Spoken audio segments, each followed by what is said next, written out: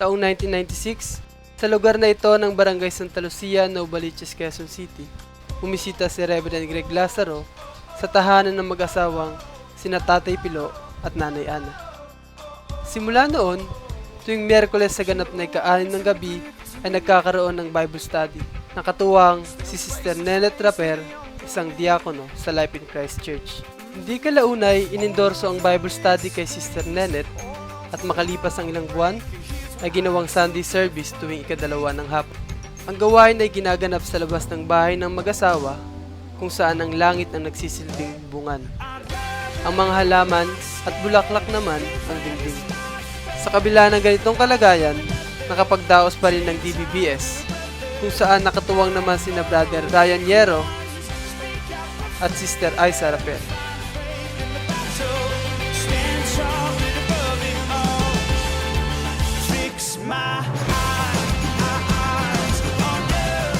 Naging bahagi rin ng ilang kapatiran na sina Pastora Felichan, mag-asawang Reverend Joel at Sister Lot Sanoy, Brother Jun Tatoy, Brother Chris Clemente at ang pamilya ng Life in Christ Church.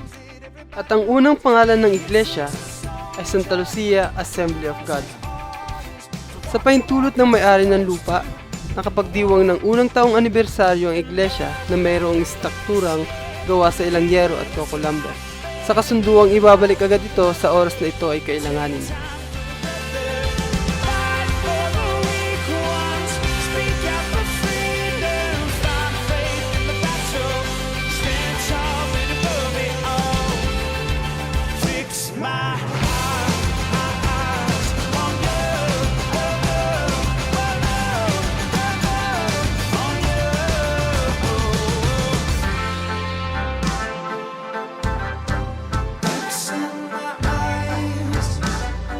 Sa mga unang panahon ng iglesia ay nagkaroon ng Sunday School Crusade sa Santa Lucia High School kasama ang ministeryo ng Book of Hope at mga kapatid sa Life in Christ Church. Dahilan sa pagkalito, ang pangalan ng iglesia ay pinalitan ng God's Sanctuary Assembly of God. Taong 2000, nang kailanganin na ng may-ari ang lupang kinatitirikan ng istruktura ng church, ginamit ng Panginoon ang kapitbahay na si Mrs. Mandak upang mapahiram ang lupang ito na may sukat na 350 square meters.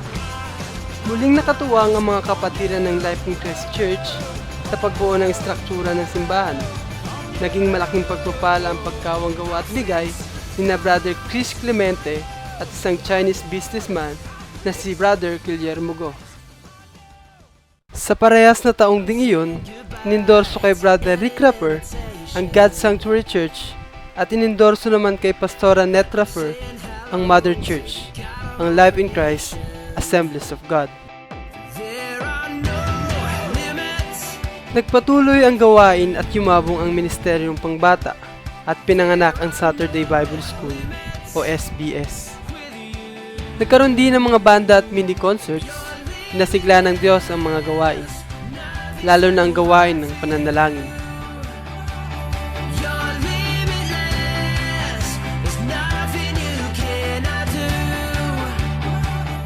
Makalipas ang 7 taon, taong 2007, binawi na rin ang lupang kinatitirikan ng istruktura ng simbahan. Muli, sa biyaya ng Diyos ay pinatunayan niya ang kanyang kabutihan nang gamitin niya ang D family na may malaking pagmamahal sa Diyos at ipahiram ang kanilang lugar upang maging House of God.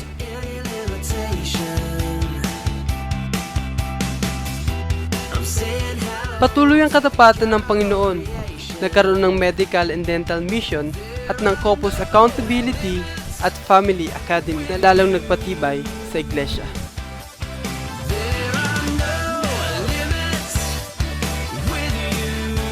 Taong 2011 ay sagana ang pagpapala ng Diyos sa pamilya ng pastor.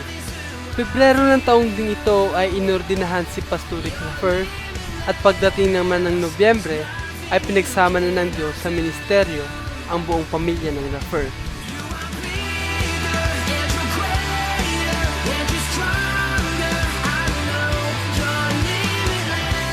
Sa taong ding ito, nagsabi ang may-ari ng lugar na gagamitin na ito. Sa Nakaganda ang loob ng isang miyembro ng iglesia na si Tatay Karding. Pansamantalang nakipasan ang gawain sa kanyang garahe.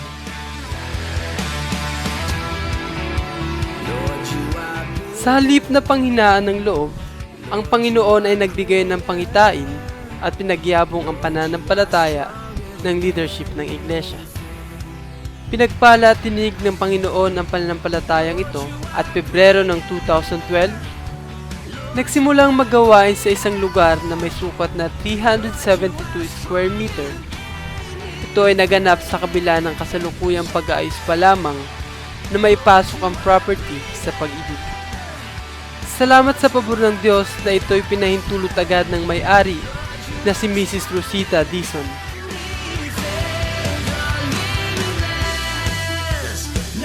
Salamat sa biyaya ng Panginoon dahil patuloy siyang nagbibigay upang unti-unting mahulugan ang lugar na ito.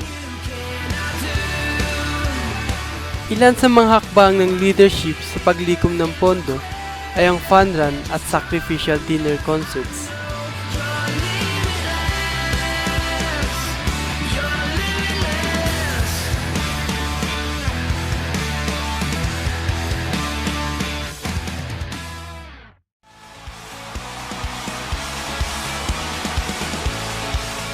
Sa biyaya ng Diyos hanggang sa kasalukuyan ay patuloy ang paggamit ng Panginoon sa iglesia.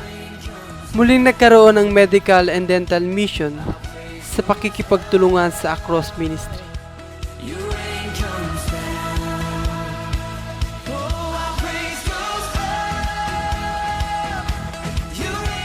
Nagkaroon din ng intentional discipleship training na may layong ihanda ang iglesia sa pagdidisipulo at paghayop.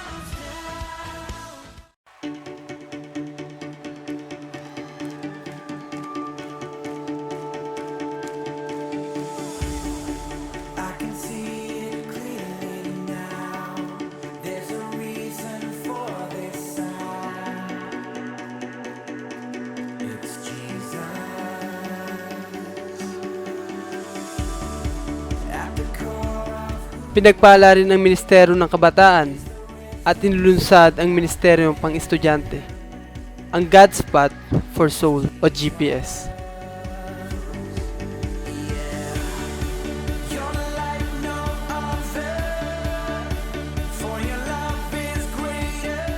Gayon din ang Ministeryo para sa mas may edad na kabataan, ang Young Adult Ministry,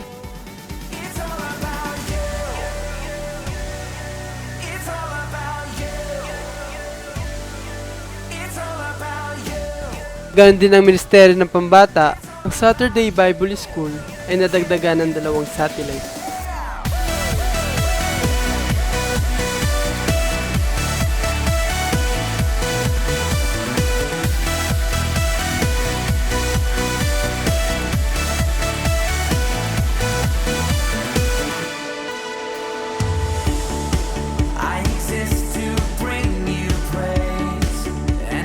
Nakapaglungsad din ng Vacation Bible School,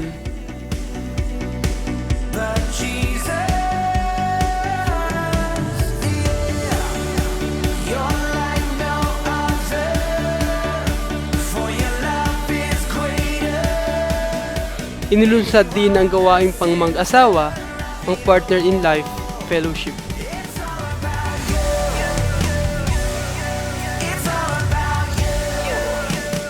Patuloy ang mga cell groups, Bible studies, IDT coaches training at fellowships. Salamat sa Kanya at sa paggamit niya sa Kanyang mga lingkod upang hamunin at palakasin ang buong iglesia sa bawat anibersaryo. Ito ay sina Reverend Gregorio Lazaro II, Reverend Joel Sanoy, Reverend Angelita Raffer, Reverend Cipriano Mortel Jr., Reverend Oral Roberts Abeliano, Pastor Sortalicito de Rosario, Reverend Lorenzo Nonoy Disabele, Reverend Ruel Oblima, Pastor Ruth Abu-Abo, Reverend Gerardo Cruz Sr., Reverend Ricardo Alay, Reverend Patricio Sadyang Abay, Reverend Reynaldo Fernando, Pastor Rafael de Jesus, at Pastora Joan Fe Salares. Patuloy ang pangitain ng iglesia upang makaabot pa para sa kaluwalhatian ng Panginoon. At ang pananampalatayang pagpapalain niya ang gawain at ng kanyang bahay-sambahan. Maligayang ika-20 taong anibersaryo! Sa Diyos ang lahat ng papuri.